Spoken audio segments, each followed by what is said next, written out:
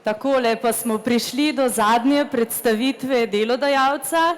Tokrat je z mano predstavnica podjetja 5start d.o.o., ki ima tudi poslovno enoto Pohorje Village Wellbeing Resort. Podjetje 5start d.o.o. je slovensko podjetje s sedežem v Mariboru, ki ima bogate izkušnje na področju turizma. Podjetje v okviru poslovne enote Pohorje Village Wellbeing Resort na čudoviti lokaciji, ki se nahaja na 1050 metrih nadmorske višine, le 300 metrov oddaljeno od zgornje pohorske vzpenjače in največjega slovenskega smučišča, ponuja možnost oddiha tako v zimskem kot poletnem času. V resortu, ki ga sestavljajo 4 namestitveni objekti, ki vsak zase ponuja edinstveno doživetje. Na vaši spletni strani ste zapisali: edinstvenost Mariboru ne dajejo zgolj zgodovinske značilnosti, urbani utrip in pregovorno štajersko gostoljublje, edinstvenost Mariboru daje vrhunska turistična ponudba, ki jo v totem našem mestu ustvarjamo ljudje. Kakšen je, gospa, proces iskanja in izbire novih sodelavcev v vašem podjetju? Torej mi, najprej lep pozdrav, torej mi v bistvu iščemo kader na čisto specifičen način, se pravi najprej so to klasični razgovori, predvsem pa se vedno fokusiramo na njihove, bom rekla, bolj vrednote kot delovne izkušnje, ker vse se da naučiti, ne, zdaj biti pa, bom rekla, orientiran bolj k ljudem, organiziran, to je tisto, kar v sebi že nosimo, ali pa pač ne.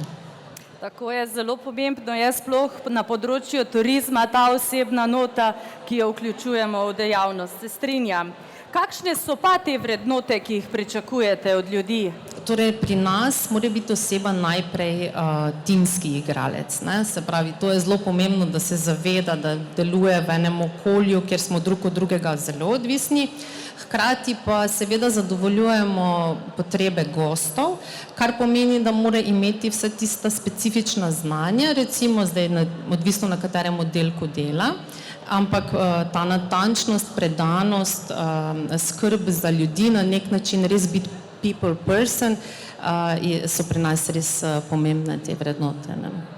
Kakšna pa je vaša kadrovska politika za poslovanje različnih generacij? Ja, tudi tu smo mogoče malo drugačni.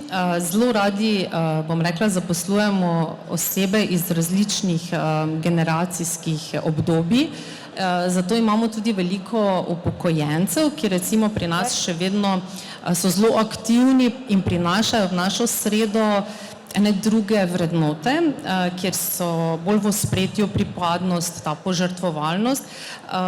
Ti mlajši kadri, bom rekla, tisti začetniki, pa mogoče prenašajo en čist nov pogled za njih, ta digitalni svet jim znajo približati, tako da skupaj zelo dobro funkcionirajo, ker je zelo pomembno, da imamo pa isti cilj, ne, in to je zadovoljni gost.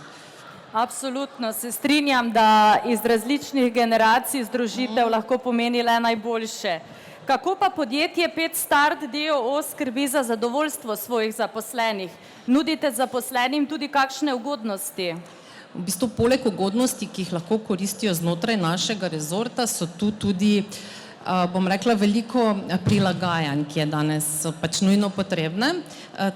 Poskušamo priti nekako nasproti njihovim osebnim potrebam, to pomeni, če nekdo lahko dela samo dopoldan, pa je to izvedljivo, bo delal lahko tako, mogoče koga zanima krajši delovni čas, pa je takrat zelo efikasen, mogoče v bistvu možno je pri nas, ampak tako bom rekla, nihče, ki je k nam prišel na osnovno plačo, ni na njej ostal. Tako da to je ena stimulacija, ali je odšel, ker pač tudi to ni bilo dovolj, ali pa je v bistvu napredoval znotraj našega podjetja, ker imamo več opcij napredovanja, zato je to na nek način enostavno in si tega tudi zelo želimo, da znotraj našega podjetja lahko nekdo raste. Absolutno, ker tako se nagrajuje kader in hkrati raste podjetje. Točno. Gospa Natalija, za zaključno vprašanje, kakšna pa je vizija podjetja za naprej? Imate kakšne posebne cilje?